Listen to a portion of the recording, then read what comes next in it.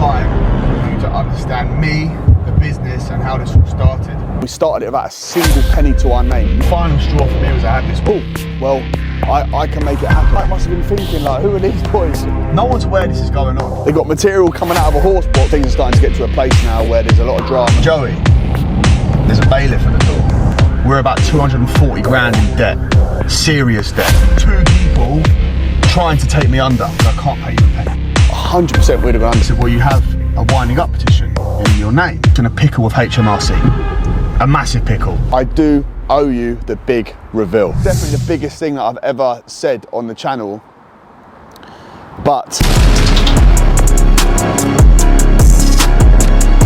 the long awaited trip down memory lane. I know people have been waiting for this for a while, but my focus really has been on obviously just building the company, building the YouTube channel, and really having the sole focus being on Stella.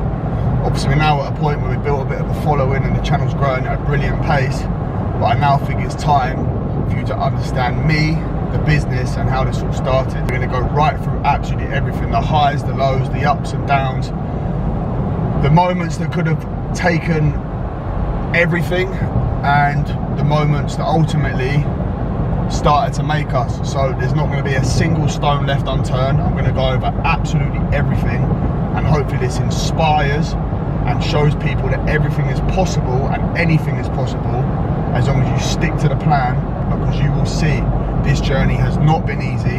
There has been so much drama throughout, and there's been so many times where genuinely I thought about stopping doing what I'm doing, or ultimately I've nearly had that taken out of my hands where someone else has tried to stop me from carrying on. I can't wait for you to hear this. I'm going to go back to the start and show you absolutely everything.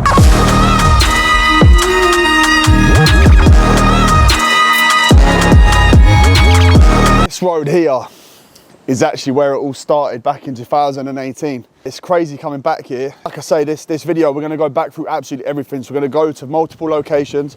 Obviously at the time, these places were sites, but they're now residential blocks, or they're houses that people are living in. So obviously we're not gonna intrude in people's personal spaces, but we are gonna show you absolutely everything and show you, really delve into how this all started, the journey, and how Stella has got to where it is today. So we're gonna have a little walk up here now, and we're gonna show you this first ever project that we stepped foot in. And to be honest, you're probably gonna think, what the hell, that's a bit of a lump for a first ever project.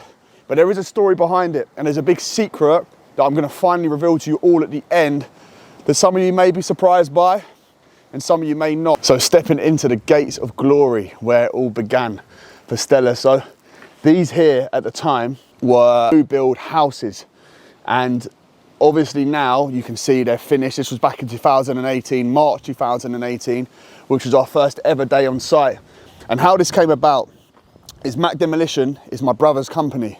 It was then J Car Group. He basically rang me one day and said, Joe, one of my clients needs a scaffolding contractor. If you start a scaffolding business, I'll be able to get you into all of the work here. I went into partnership with someone that I was friendly with through training, through the gym, and we basically set up a company together, and we started it without a single penny to our name. The massive issue that we could have had to get started was the material. But what we did was we opened a hire account with Trad, and basically we agreed with them that, look, this was a new business. We met face to face with them, told them what we were doing, told them our background, told them how we were looking to start. They put more faith in us, and we opened a hire account. We got the first ones complete and handed over. We invoiced the client to be paid at the end of the month. Trad had then put a bill in to be paid the same time. We got paid by the client, paid the first hire account, and boom, we were off and running. We started taking on more projects through only this client, and we're gonna go and show you those now. But one thing I do want to show you before we go to the next location, and something that does need to be discussed, is as to us, we were just getting started, and this was such a new process, and we didn't really know exactly what we needed. There was no real structure. We should have probably got a bit tighter load lists and everything else, a little bit more structured, but we didn't really have that. And it got to a point where we started running out of material, and we weren't ahead of the time. So really Trad needed like a week sort of lead time to get material out to us. We weren't really organized with that. So basically it got to a point where we'd run out of material, and the only way we were able to get material up here was someone that we knew had a horse box, so a horse lorry. They went to the supplier, brought the material here, and I remember this was a bit of a bank at the time, and I was literally unloading the horse box, the horse lorry, on site, just sweating my nuts off, just getting all this material out. And site must have been thinking, like, who are these boys? You know what I mean? Who are these boys? Come out of nowhere, it's a new startup, they got material coming out of a horse box, and this is like a proper developer, do you know what I mean? But it's just that willpower of just cool, whatever, we got a job to do, we're gonna get it done. And that's kind of set the tone for the rest of how Stella's been built and got to where it is today. And obviously it's still a growing business and we've got loads more to do. But in this video today, you're gonna see the journey, you're gonna see the ups and the downs, and this is here where it all started. So we're gonna go now to the next project and we're gonna shed some more light on our journey.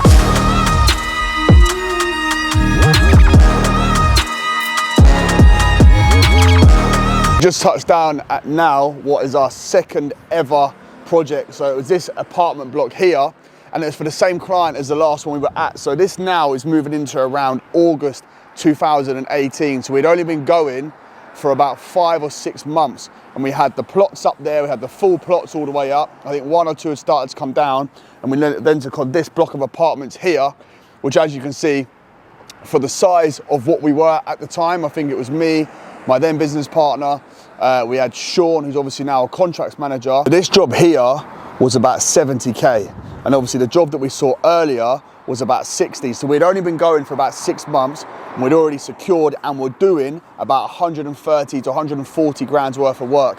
Now, where things started to get a bit techie, and as you'll see later on, actually got quite risky for us, is the projects we secured, they are for a national developer. So they don't pay higher. So obviously we thought we were being smart and had a brilliant setup because we had all this material we had full access to that we're paying higher on. But ultimately, the job, the first project we were on, started to overrun. So what that means is we were getting charged higher by the supplier. We weren't able to pass it on to our client because they weren't going to pay the higher. And as you'll see later on, we got into a very vicious spiral. Things could have very nearly gone down a very different path for us. So we're still in our infancy at this point. So this is August 2018. Obviously we had that project there up and going, the house is up and going, and we had another one we're about to go to now, ready to kick off. So we're very much in our infancy, we're a new company. I'm doing what you have to do as a new business.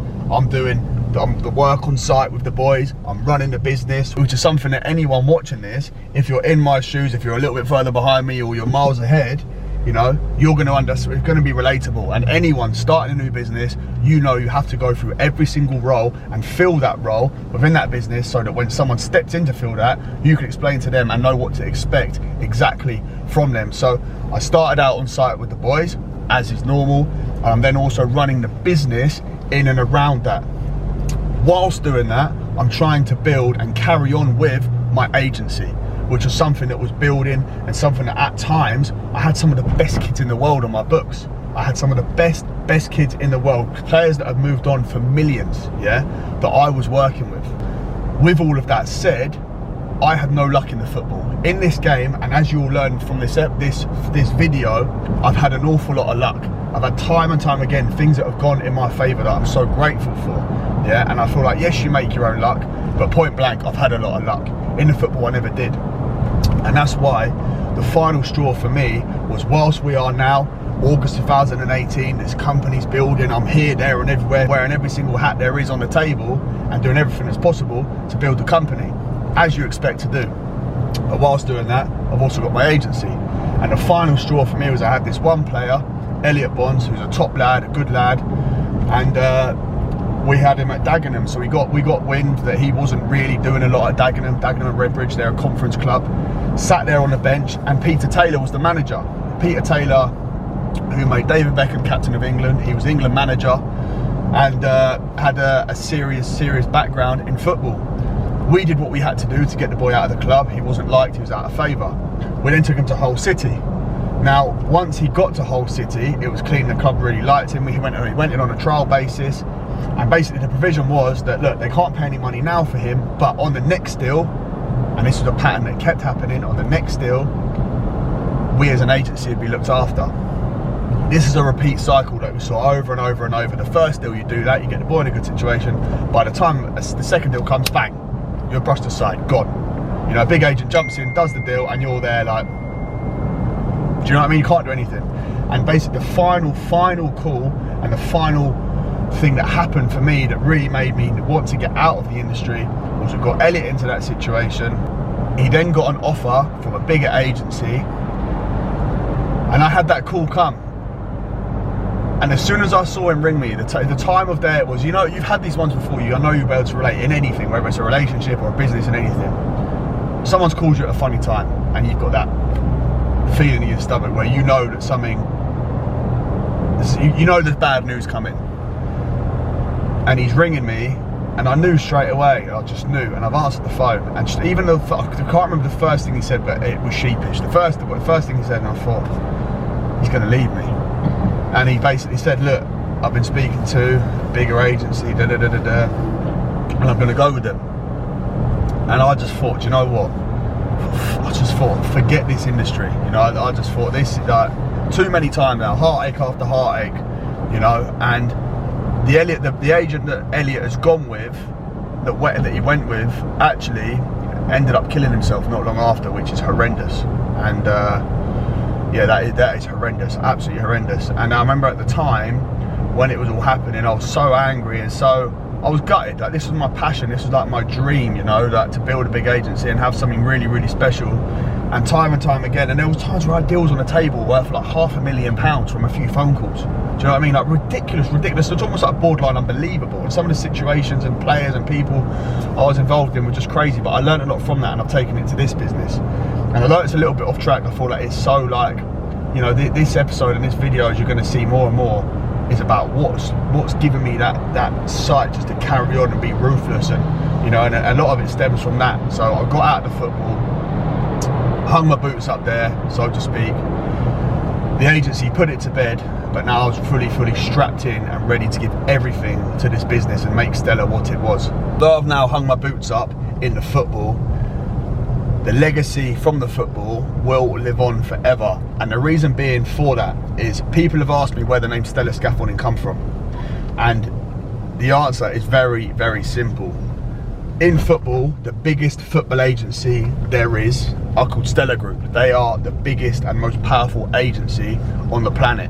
Now, I knew and I thought that it would be a very, very good omen to call this Stella Scaffolding. So after Googling exactly what the word Stella meant back then, which basically means it's a star performer, it is the best of the best, and then checking to see if the name was available, I knew it was a perfect name for this company. It's now 2018, and I'm now giving everything to this business. I've left the football behind and I'm now fully strapped in for this journey. So we had the 2 projects that you've just seen there. They were the first ones up and running. We're then about to take on our 3rd project, which we thought at the time was brilliant.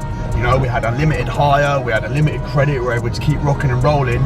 We're about to get ourselves in a serious amount of trouble, as you're about to find out in this next part of the episode. And up here now, so this was our 3rd ever project. And to be honest, looking back now, it's not really a lot. It was a wraparound of this here. It's an old police station. And it was the same client, so we basically had 3 projects now running at the same time. And inside here, there was crash decks that were to go right the way through, which I remember it was a bit of a piece for us at the time. So we had obviously the 2 projects you just seen up, the 4 houses up, we had the big apartment block in New Malden, and we had these ones here.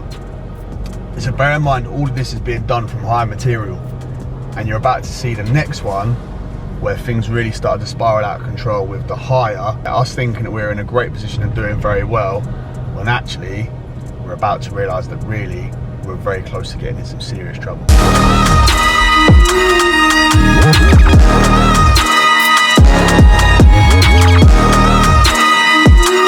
It's definitely a trip down memory lane for me, and it's just crazy being back here and like thinking where the company, how far it's come, although it's still got such a long way to go, but how far it's come since we took on these projects. Because at this point here, we still didn't have an asset to our name. We had access to as much material as we wanted. We're in a bit of a spiral, and we got into a situation where we thought we'd been organised. We had our own storage area on site, which obviously, listen, if it's your material, you own the gear, yeah, having your own storage area on site, perfect. You don't have to send lorries here.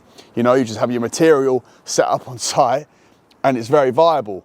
But it wasn't our material, we were paying hire on it. So basically we had material that was sat here on hire. It was obviously costing us money, so we should have been more organised with what we were doing. And looking back, it's actually so funny. But obviously, listen, we were just getting going, we were in our infancy.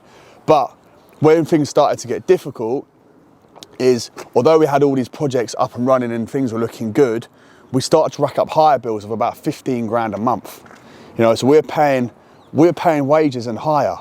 But then once these plots started to overrun, we weren't able to charge for things going up anymore, and the client wasn't prepared to pay us over hire, we then started having to front the hire bills ourselves. Things very nearly got on top of us, and ultimately got us to a place where we definitely could have and probably should have gone under.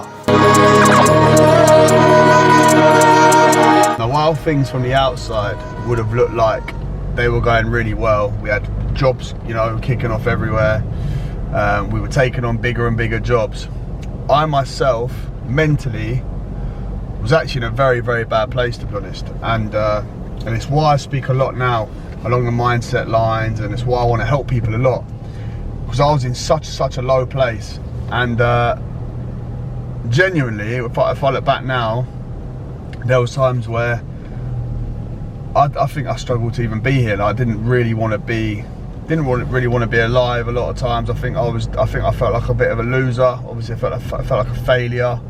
I think I put a lot of stress on myself from the football, and like, even though things were going well and things looked like they were, you know, from the outside in, they were going very good, mentally I was in a low place. I think it took me a fair few years to really get to like the Joe that you see these days, because that for years I wasn't that person. I wasn't this person that I am now, you know. Like, I was this person as a kid, but I feel like just life and everything else just got on top of me, and I feel like I've had big goals and big plans for things, and because they didn't go how I expected, I felt like a bit of a failure, you know.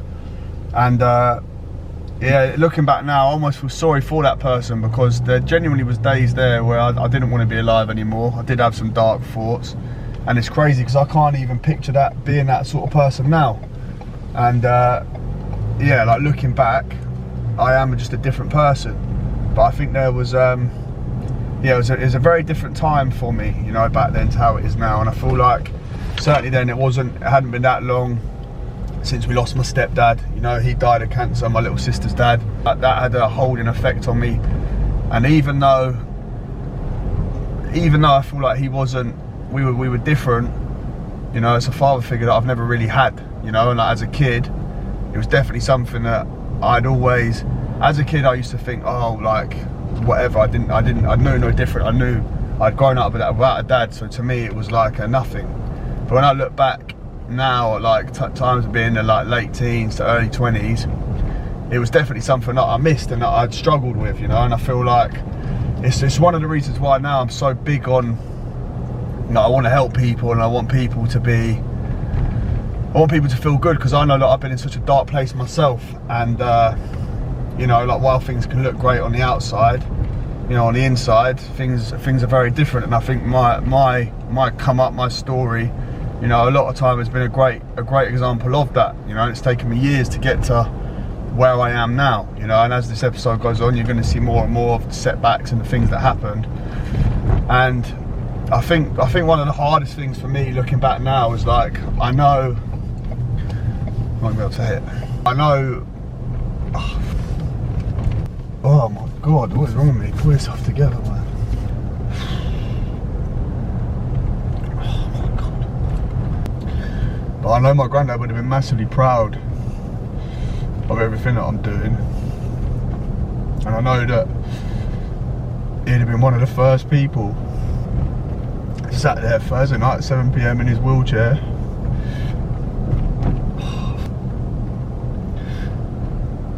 ready for my episodes to come on. And I know he would have absolutely loved it. And I think things like that are hard, you know. Like, I don't really think about stuff like that. I'm always so busy doing what I've got to do. But you know, when you're building, like, you're building your dreams, you're trying to build something It's always like, there's always reasons why. Everyone's got their reasons why, everyone's got their drives as to why they do things. I feel like one of my massive ones is definitely for family and for people. I want people to not feel pain, I want people to feel good, and there's so much stuff that I've had on my shoulders for so long, and I just like, you know, I just want everyone else to feel good all the time. And oh God, I don't know, but yeah, I just life can be difficult for people, you know. And like this, I mean, for me now, it's definitely not difficult. I've got a great life, and I'm very grateful for it. But it's taken a lot to get to this point, ups and downs, and losses of family members, and you know, fallouts and stuff. Like, which is all normal stuff, but it sits on you, you know. And that's why this whole process and this whole platform is, I want people to know that, listen, no matter what we go through, we get up every single day, we get out and we make things happen. You know, that was definitely hard to say, but we're yeah, as it stands, we're still back in 2019, and we're about to come into COVID times that were very dramatic. A lot of big things happened, and I'll tell you more when we get to the next project.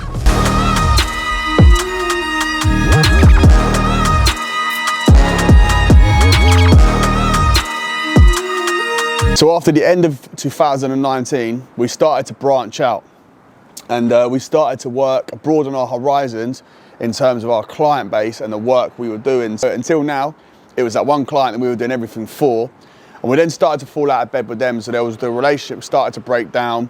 There was things that happened, and we started to realise that actually we need to broaden our horizons. So while that happened, and the transition through getting into this project I'm about to talk about here, we got into a bit of a pickle with the hire company. So obviously we looked back through that year, and as I said, we were spending about 15 grand a month regularly in hire, between 10 and 15 grand a month. I think 15 grand was the highest. So you look back, and we had done 6 figures in hire, and all we'd done is pay ourselves an average wage through the first year, which obviously you expect to do that, but you do that so you can build stock. We hadn't built any stock.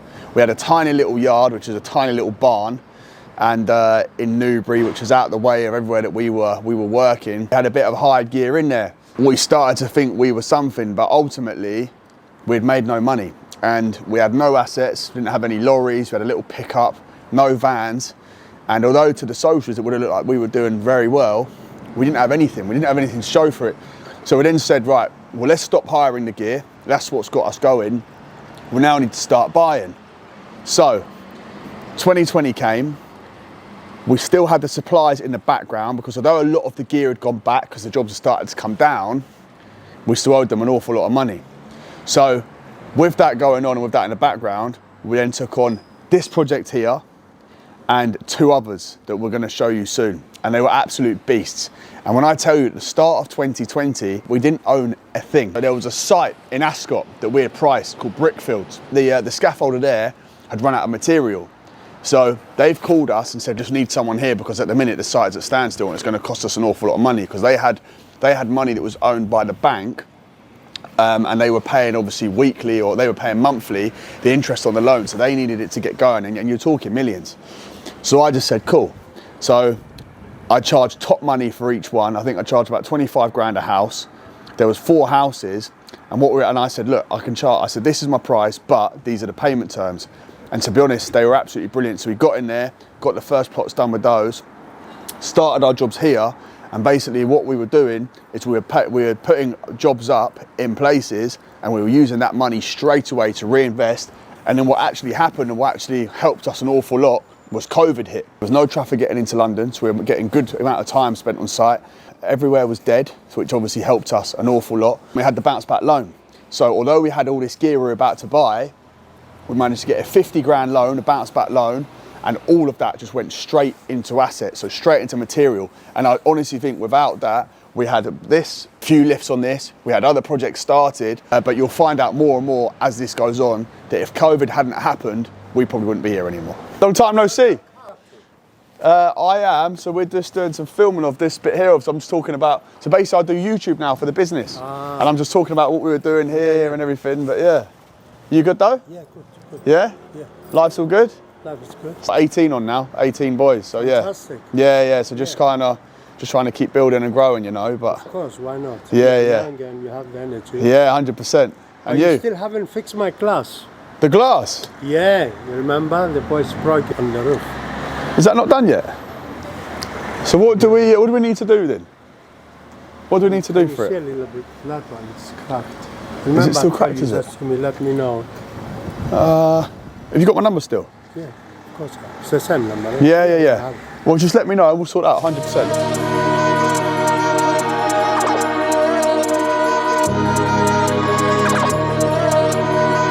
Getting up to the next one now. So this is Richmond Harbour Hotel. So the ironic thing actually, so on that last project we were at in East Moseley, the big one, the 40 unit site, there was a bricklayer there, some Irish boys. I still speak to one of them now actually. I sent him a job recently. And he actually got us into the company that were doing both these projects. So they had Fulham, they had this one here, and obviously the Paddington one, which you've seen on the channel already, and we'll go to soon and show you kind of the situation and what happened there. But we basically had all of these kick off at the same time. But the crazy thing about it all is that although the bricklayer got us in with these clients, they ended up not getting the work themselves. And to be honest, it was these projects here, I would say, really, that kind of made us, and it's where we started to really make a name, started to build stock, and started to learn, you know, some serious amount of work. And obviously we were definitely well out of our depth in the type of work we were doing, there's no doubt about that. But with a bit of luck on our side, a bit of grit, we got going. The money on this one was about 120 grand. And I've just had a flashback. I remember actually Chris Ball at Hadley Scaffolding, because we were buying at the time, we were just buying used material. And I remember ringing Chris, and I was literally stood outside here, and we had the Fulham job about to start, we had this job about to start, and other jobs. And I told him the situation that I had, obviously had no material at all. He said, Chris, I've got all this work about to come up. What can I do? And I had about 300 grand's worth of work secured. And I remember ringing Chris. Bearing in mind, as I said, we had no assets at this time. We had nothing, not a beam. And I've rung Chris and said, Chris, I've got all these jobs coming up, temporary roofs, about 300 grand. And obviously when I won them, I thought, yes, we're gonna make loads of money, 300 grand, like wicked, do you know what I mean, from these jobs.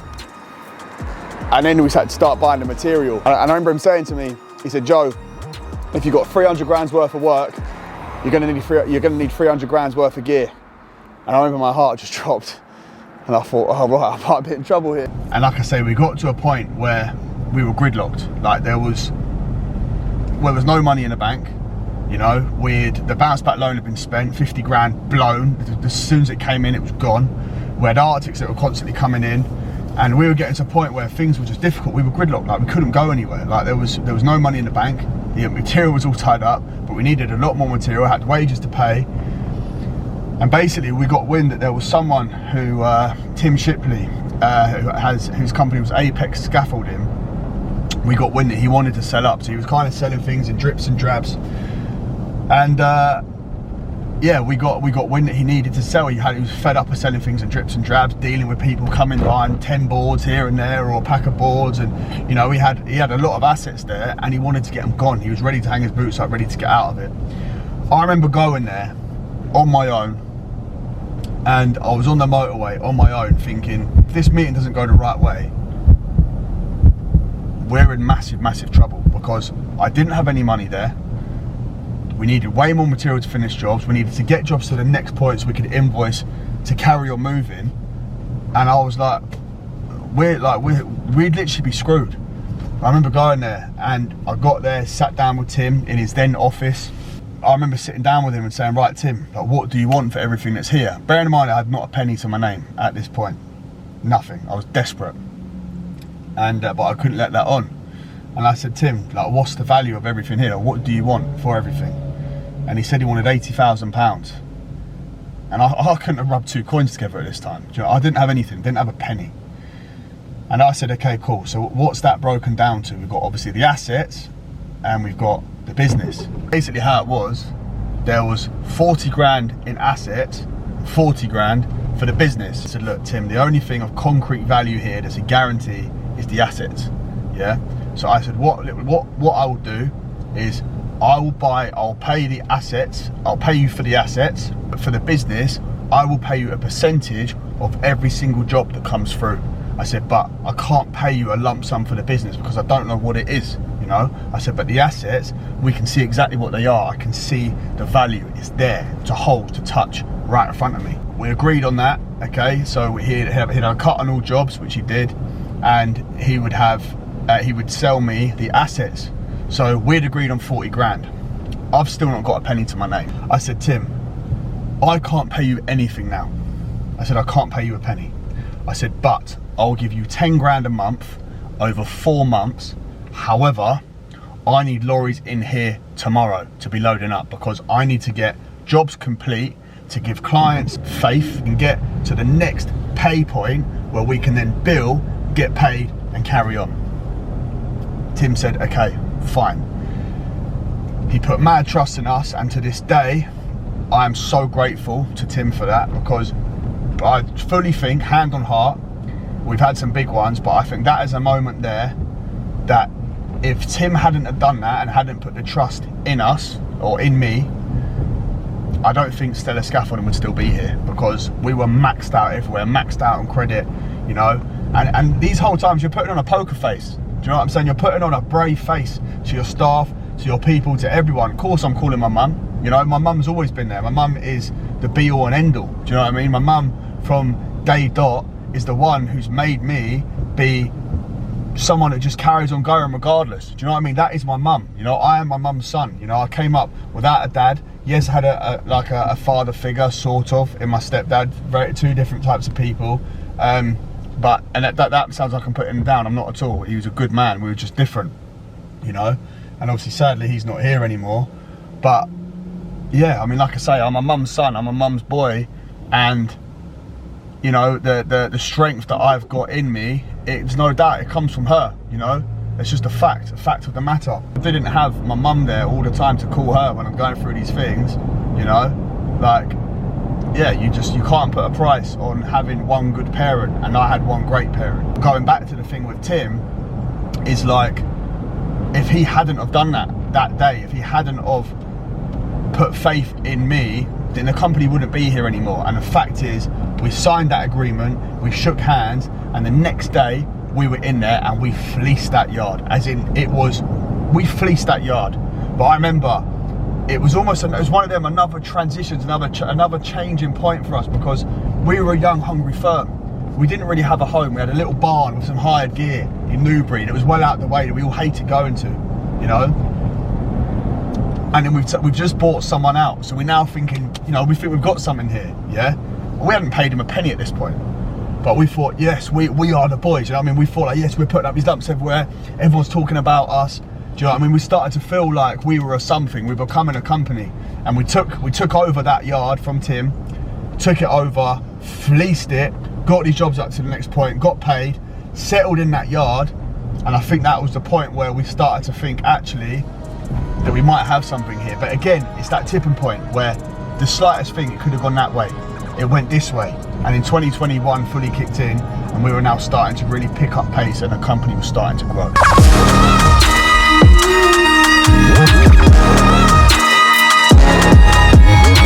In going into early 2021, obviously we started to build up quite a bit of stock, and we were starting to really build up pace in what we were doing. We then had a slight spanner in the works. We're about to start this project here, which, to be honest, for us was actually the plan B. There was a project in Staines that we were hoping to get that looked like a really, really nice project. However, the client said to us, look, we don't have this project, you haven't won the job. However, we have got this one for you, which at the time, we didn't really know what it would actually become. But to be honest, this road that I'm stood on right now has probably been the best road to us, and also the most dramatic road in our existence. So we started this project here. It was about 80 grand worth of scaffold for the front, the back, everything that was all included. The client then got kicked off this job as well. So this was the same client that we had the Fulham job for, the Richmond job for, and obviously this one here. So they got booted off all the jobs for various different reasons. A new main contractor came in on this one and took over the hire of the scaffold. So we ended up starting here in 2021, early 2021. And if you look over here, you'll see that we're still here. Now, obviously this scaffold here, the monoflex needs redoing, it's a bit of a mess. And the site currently is shut. And the reason for that is this client now has actually gone bankrupt. So our scaffold is still there now. We are in talks with the owners of the building. They need to carry on the build. If you go in there, obviously you've been in there recently in our episode, you'll see that the building is absolutely gutted and there's nothing in there. So you look now at this road here, between these two projects, for the amount that's gone in there, you're probably looking at now close to about 550 to 600 grand's worth of scaffold we've had on this road. Now, when we started this project here, obviously things started to look like they were going really well, and it was an exciting time for us. Once we got in here and started to realize actually the numbers on here were very, very good, we then got a call from a supplier saying the bill that you've got with us, it can't stretch any further. Obviously we've got stuff still on hire, you're not really keeping up to date with the hire bills. And it was one of them things that was someone that just kind of got on top of us. So they were owed about 30 grand. But the issue we had is they still had material on hire, but in our eyes, we'd have hired everything.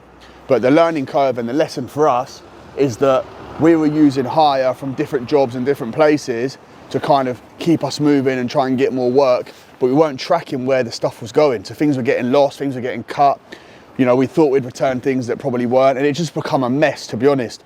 So I had to go down and sit with them and basically arrange a deal with them and say, look, you know, we need to sort of plan here, because to my understanding, all the gears come back. You're saying there's about 30 ton of gear still outstanding, or 40 ton of gear still outstanding, and I don't know what we can do. So we basically came to an arrangement, we had a deal, and it cost us about 40 grand, I think, in the end, to basically agree a plan with them. It was something that we did, and it was paid in installments, but it was one of those things that was a bit of a nightmare, because we were buying up all these assets here, paying wages, and everything was so tight to the wire. It was another spanner in the works that, again, we sorted, we managed to resolve. But yeah, it was another crazy time for us. Things are starting to get to a place now where there's a lot of drama that happens, and yeah, there's some major events about to take place. So we're moving through 2021, and this was now, like, things are starting to get quite serious for us. You know, we start to feel like really in our stride, things are starting to move, you know, we're winning some good work. And because obviously when we first started, we was reliant on that one client, but we're now starting to branch out, we're getting more work. And obviously I'm only really showing you the landmark jobs of that year, do you know what I mean, or of that period. So obviously we got these jobs out of the way, we're doing very well, the business is starting to grow, we're starting to build stock, and we've got some lorries. And now, lorries, as we all know, especially when you're buying them for not a lot of money, they can be a lot of problem, they can be a lot of trouble. About a year into having this lorry now, but obviously it wasn't ULEZ compliant, and we're driving up and down these roads thinking that it's fine, we haven't got to pay the ULEZ fines and there's no issue. And all of a sudden one day I get a call. I'm in a new relationship, and I get a call. Joey, there's a bailiff at the door. I said, right. I said, well, what does he want? He said he wants to speak to you. I said, okay. Well, let me speak to him. What's it regarding? And basically, I was then made aware of a whole world of trouble that we were in. So, TfL, we had built up a load of fines with them on this road, on the way to this Sutton project. We thought that road was outside of the ULEZ zone. We thought it was Greater London, it was outside, there was no issues. We were very wrong. And basically, we'd amounted up a load of fines that tallied to about 50 grand. And they're all at different stages. And basically how the process works, if you don't have a ULEZ compliant lorry, and you're going down a road where you need to have a ULEZ compliant lorry, if your lorry is not ULEZ compliant, you have to pay a daily charge of £100 per lorry. We hadn't paid the £100. We thought the road we were going down was fine. So because you don't pay that, within 14 days, it goes to a £500 fine. Within 28 days, it goes to £1,500. So we were driving up and down this road day in, day out, flat out up and down this road, thinking that we were not breaching anything. So these fines are all at different stages. The total of the fines, yeah, and bear in mind, these are court bailiffs. This is government bailiffs. These aren't your little, this is proper bailiff stuff, yeah. These are proper people that can do a lot, okay? So I'm like, oh my God, like, we are in a mess. So we've now got a massive curveball, right? We've got 50 grand in fines, and I don't know how we're gonna pay them. The company needs material, we've got wages to pay. I don't know what we're gonna do. We've then started the Haze project, right? Which we're on the way to now. Our biggest project to date, yeah? We've now started this project, all right? Now, through this project, okay, we are buying material as we're going. There's an awful lot of material, yeah? It's like, you can have loads of stock in your yard, yeah? You win a big job, all right? If all that material gets tied up in that project, anything else you win after that, you've got to buy it, yeah? It doesn't come out of thin air. You've got to then buy the material. All our material was tied up. We were busy. We'd had a good year, all right? We're building good relationships with people. People like us, okay? We're getting repeat business. We're growing. Things are good. We then win this lump. Me and my way, of course we can do that. No problem at all. We then start the project, all right? It's an absolute beast, as you can see. We're buying. And I spoke to one of the suppliers and I said, look, we have got to buy this job here, all right? The supplier said, cool, I've got you. You know, let's go for it. We then get to a point where we're stretching ourselves so much. We're also getting material from elsewhere and we're getting ourselves in a bit of a pickle, all right? We run ourselves way too thin and we've started to get a bit overstretched with the credit with the supplier. They can't supply us anymore. Fine, we've got to pay them off. Now, our old accountant, yeah, letters were going to our old accountant's office that we weren't aware of. As a recap now, we have now got all at once 50 grand TFL. We've now semi-fallen out with the supplier and we're about to get a third curveball. Massive. We weren't aware, okay, but we'd got ourselves in a pickle with HMRC. A massive pickle, yeah? We were in a mess, okay? We didn't realise, but we'd got ourselves in a massive pickle. So we owed the supplier about 50 grand, we owed TFL the same, and we owed HMRC about 160 grand. Sirens, exactly. Not a good time. We started the year, we had a big job that was still going up, our biggest project to date, and out of nowhere, we're about 240 grand in debt, serious debt, where any one of them could taken us under. So it's like, who do we pay first? I was genuinely weighing up options to fold the business. I was looking at what I can do, how can we keep moving? I've got boys, like I've got men, you know, that I need to keep moving. No one's aware this is going on. Do you know what I'm saying? No one's aware this is going on behind closed doors, but you're dealing with it. As a boss, you're dealing with these things, yeah? As an owner of the company, as the face of the company, you deal with these things in private. Do you know what I mean? You have to just find a way to get through it.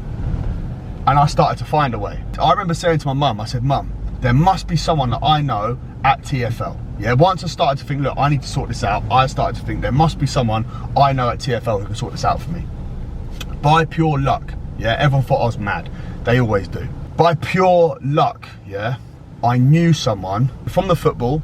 He was a scout at a football club, yeah, and he was then at a key lead department of TFL, right? Not there anymore, but he was at that time. I spoke to him and I said, look, is there anything you can do? He put me in touch with a key person at TFL, and basically their words to me were, look, we are not here to put people out of business. I can help you. Okay, so the 50 grand that they were then owed, he basically said, look, if you can pay all of the £100 a day charges, which amounted to 2,400, yeah, if you can pay all of those, then that'll be it done. That was like the first step, yeah? So we've gone from a 50 grand debt to 2,400, it's paid and it's done. Boom, dealt with. I go on holiday to Dubai, yeah? As soon as I touch down in the airport in Dubai, I get a call from a liquidator. I'm like, hello? And they say, hello Joe, so is that Mr. Carr yet? Speaking, da da da da. So we understand you're looking to liquidate the business. And I said, what? Liquidate the business? I said, definitely not. And they said, well, you have a winding up petition in your name. And I said, right, well, I don't know anything about it. And long story short, the supplier had been sending letters to our old accountant's office. They weren't getting to us, yeah? And they've now put in a winding up petition after sending letter after letter and being ignored, yeah? So I thought we were just chucking the little drips and jabs off, but that was okay. Completely oblivious to that, it wasn't okay. They'd sent letters in writing, everything else, and they've now put a winding up petition in our name, which I understand, okay? If you're not being paid 100%, it's the last resort. We can't be stretched and stretched forever. It's the game we're in, fine.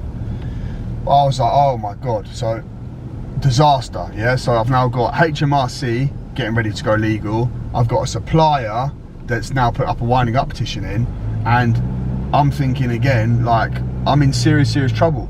Bear in mind, at home, we've still got jobs up and running, we're still paying wages, we've still got everything going on that needs to go on. The business has to run and operate, and you've got to keep a poker face. You can't let people know. And I was the only person in the company that's able to deal with this situation.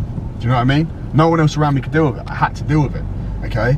So I instructed my solicitor, got them on the case, and luckily we managed to find and get an arrangement with, firstly, with the supplier, and then secondary with HMRC. And basically it got to a point of crunch time where we got the supplier done, we got them paid, but in HMRC, the money that they wanted and as quick as they wanted, we weren't able to fulfill that. So then all of a sudden we started having to pay HMRC, but we were paying them in lumps of 30 grand a month. 30 grand a month, and it was mad. And obviously we could only fulfill that for a couple of months, and then it started to get on top of us again. So basically, long story short, we managed to get that sorted in the end. But yeah, it was just a mad time. Like, within thinking, you know, you go from thinking you're doing well to then realizing actually you're 240 grand down from where you thought you were, and you've got to pay this now because they're all ready to go legal, you know. And it's just like one thing after another. And I look at where the company is now and like how stable the company is becoming, and I just think, wow, like we have got through, and I have got through an absolute sea of just carnage to get it to this point. And listen, the company would not be where it is without the boys, you know. Like, we've gone through a lot of men, we've gone through some people, we've gone through some donuts, but the boys have got around me now. And you know, with Sean coming off the tools and being a contracts manager, and the boys on site, you know, from the foreman down to the labourers, you know, we've got a serious group. And you've got Amanda, who's in the office, you know, we've got Toby, who's running our software, we've got Mark, who's working with me as a mentor, and I've got some of the biggest boys, the biggest names in the industry, you know, helping me as well, you know. So, but I look back and think, wow, like, this has taken so much to get to this point, you know. But that's why I look at myself and look at those around me, and when I'm looking at where I want to go with this business, I'm saying, of course we can do it, because look what we've come through. I feel like the past 6 years have been the hardest it will have. We've done this from nothing. We started this without a single penny to our names, you know, and the assets you've got around us now, you're talking 7 figures, you know, like, and it's nothing really, you know, for where we're going to go.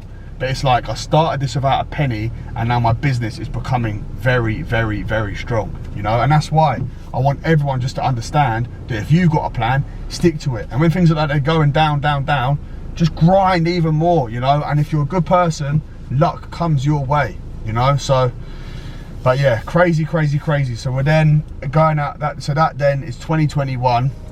We're now onto the Hayes. We're going to go to the Hayes project now to show you it in the flesh. And we are getting closer and closer to the big reveal, and probably the biggest statement that I've ever made on this channel. Where Stellar YouTube actually started, obviously, when we first started doing YouTube, this project was coming down. So it was up for over a year. In the end, it ran into additional hire. But again, it was another project for us that we've just grew and grew and grew. And obviously, I think what you'll see from this is we started doing decent projects. We started with quite big projects anyway. We didn't have any social presence. We weren't really doing a lot online. And it's only now, really, the last 6 months, we started to really implement that into what we're doing. And obviously from now, you guys are following the journey, but there's an awful lot that's happened to get us here. And I think you can see now with the stories that I've told you and the things that have happened as we've gone on, so many ups and downs, and it's been such a rocky road to get to where we are now. Now, if you're still watching, thank you. And for that, I do owe you the big reveal. I was born a woman. No, I'm joking. No, sadly not. However, the big reveal, and I feel like I'm maybe doing myself a bit dirty by saying this, but, and this is definitely the biggest thing that I've ever said on the channel, but my first ever day on site as a scaffolder was my first ever day owning Stellar Scaffolding. Before that, I had no experience as a scaffolder at all. So everything that I've done, everything that I've learned is literally from having this business in this industry. So if that doesn't tell you that no matter where you are now, if you want to do something, you can do it, then I don't know what is. Because I'm standing here now and I've got a business that turns over 7 figures comfortably a year. We're in line and trying to become one of the best scaffolding businesses in the country. And year by year, month by month, with the boys I've got around me, we're genuinely trying to take over this industry.